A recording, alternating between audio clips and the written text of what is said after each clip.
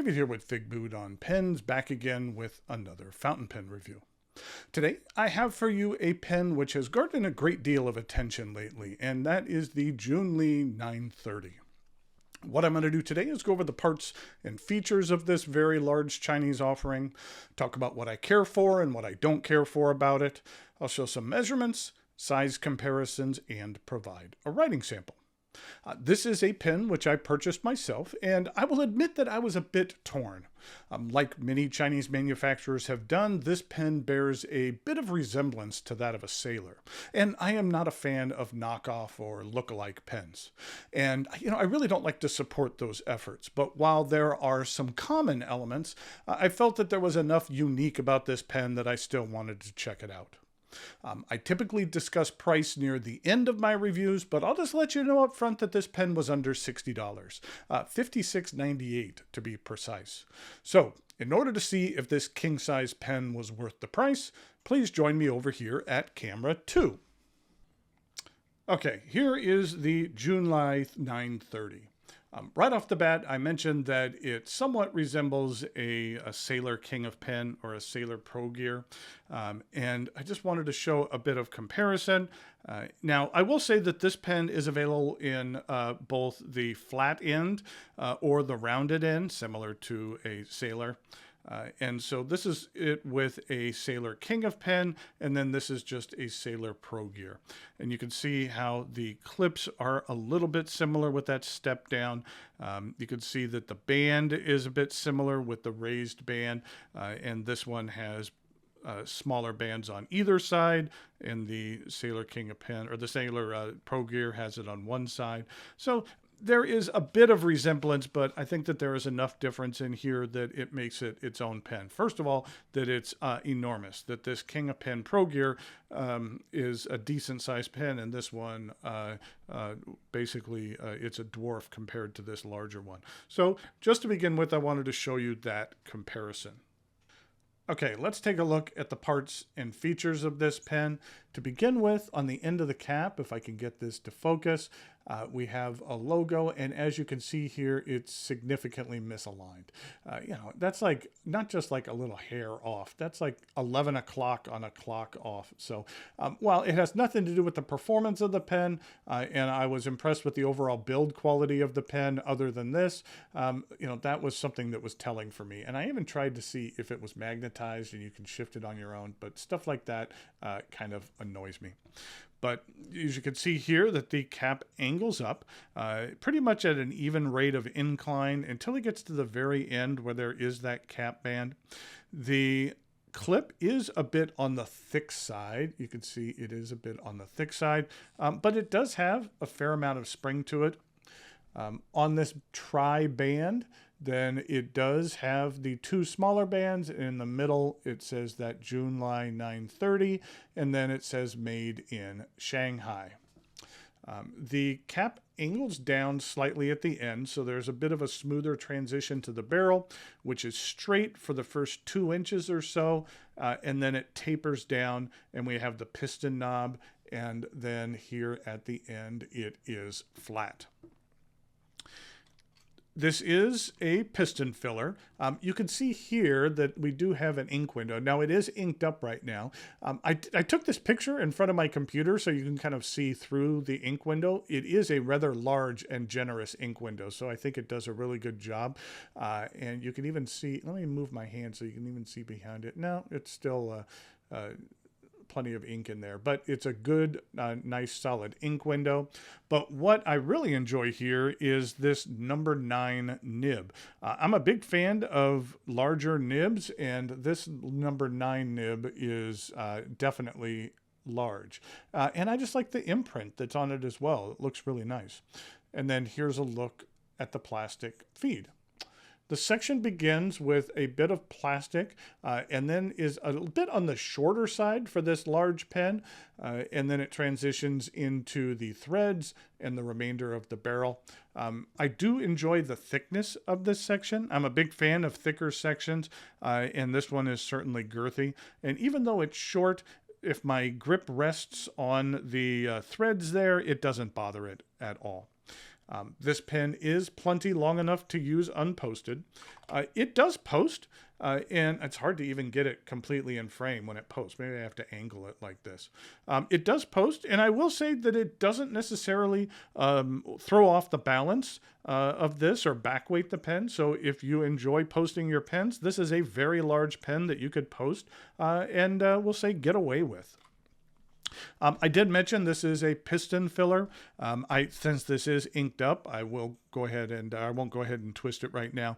But I will say that the piston mechanism was smooth, and I believe that it has a fairly decent ink capacity within this large barrel. Okay, now I believe Junlai is associated with Wing Sung, or they are the same company. The spider web of relationships between Chinese pen manufacturers can be rather complex. They also offer a tool that, when you unscrew a piston, there are a couple of flat ends, and there is a tool that you could put in here in order to disassemble the pen in order to clean it. And a standard tool, since this is a significantly larger pen, a standard tool is not going to fit in here. I tested every standard tool I have, and they are not large enough, but they did include a larger wrench, which looks like something you would put together a piece of furniture with or something like that. But it does fit in here. So I'm glad that they included it, because standard wrenches that you have aren't going to work on here. But you can easily disassemble this pen in order to thoroughly clean it or to re-lubricate it if you deem necessary. I will say that this is a medium nib on here, but I believe it's available in both fine, medium, and broad.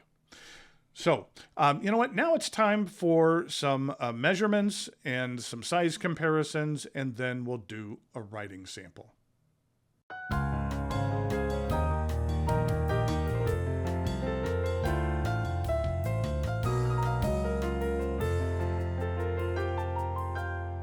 Okay, here we go with some size comparisons for the Junlai 930. To begin with, we have another very large pen, which is the Vizier Horizon. You can see that Junlai is dwarfed by that. This one is a very large pen. Maybe I should even get it entirely in the frame. Here it is again with that Sailor King of Pen. You know what? Let's see. Let's move these up just a little bit, just because it's difficult getting them all. The larger pens don't like all to fit next to each other. And then here it is with a Narwhal Horizon. Not a Narwhal Horizon, a Nautilus. And then here it is with a Visconti Homo sapien, and then a Leonardo Momento Zero Grande. And then finally, here it is with that Sailor Pro Gear. In regard to uncapped comparisons, here it is with the Sailor King of Pen Pro Gear. Here it is with the Narwhal Nautilus, and finally the Leonardo Momento Zero Grande.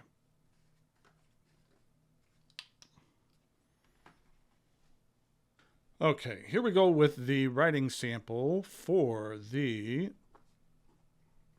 Junlai 930, and this is a medium stainless steel nib, and the ink I'm using is Califolio Antranopel.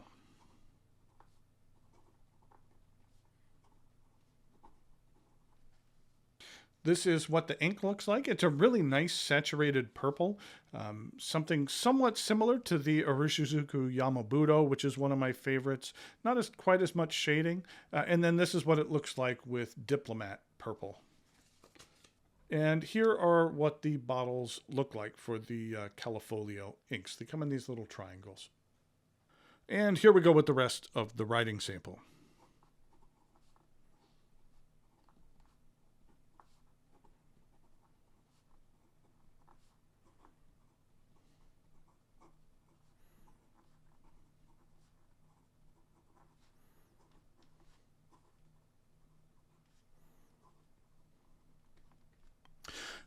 I do find this large number 9 nib to be very pleasant. It pretty much writes just like a standard medium nib. Sometimes when you have a significantly larger nib like this, there's a bit more flex to it, or the flow is super heavy. For this medium nib, you get a little bit of flex out of here, and it's not super smooth. There is a little bit of feedback to it.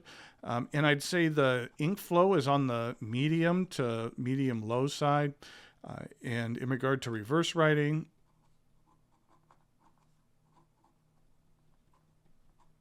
you can see that's not necessarily its strength. But in regard to some fast writing,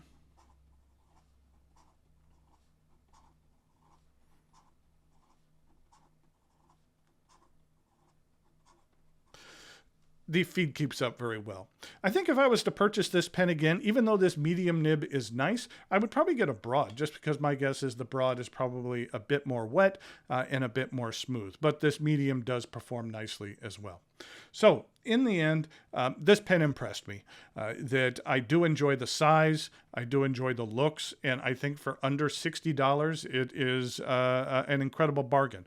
So, over the last couple of years, there's been a tremendous amount of pens that have been coming out of the Far East that are significantly better than they had been in previous years. And so this is one that has significantly impressed me and is well worth your while picking up if you are into larger pens in that price range. So until next time, thanks for watching, and I'll talk to you later.